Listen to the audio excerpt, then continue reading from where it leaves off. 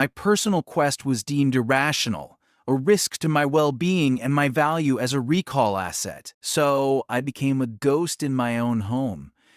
I used my status to wander maintenance ducts and auxiliary server halls, places where raw, uncurated data sometimes pooled like groundwater. I sought not records of Earth, but records of the corporations, the Black Ops biolabs from Earth's final decades. I was looking for the signature of the lock inside my mind. I found it in a corrupted data plaque, labeled Project Nemesine. Not a memory storage project, a memory seeding project.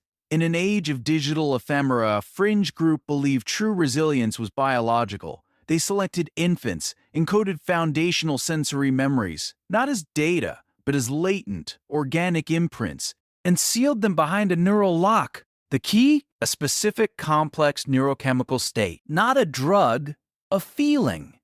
One so powerful, so pure, it could only be generated by a direct experience of the truth. The lock in my mind wasn't to keep something out, it was to keep something in until I was ready. The key was not a thing, but a moment. The protocol suggested the lock would disengage in the presence of a perfect sensory contradiction. The profound dissonance between a deeply held, lived truth and a powerful artificial falsehood. In my world of Titan, everything was an artificial falsehood. I had to find my truth. I stopped performing in the recall chamber. Instead, I demanded. They take me to the vista, the colony's edge, where the great dome meets Titan's frozen regolith.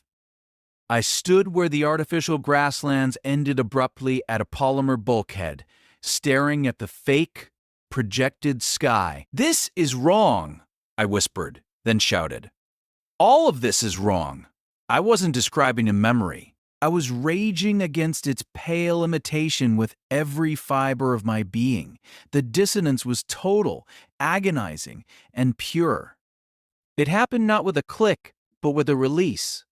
A sigh inside my skull. The world didn't change, I did. A cascade of sensation, not as a narrated story, but as presence flooded me. Not a memory. The memory.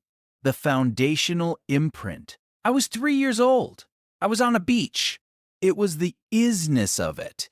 The infinite, chaotic roar of the ocean, a sound so vast it was a physical pressure. The wet, heavy, living smell of kelp and salt, the shocking, perfect cold of the water on my feet.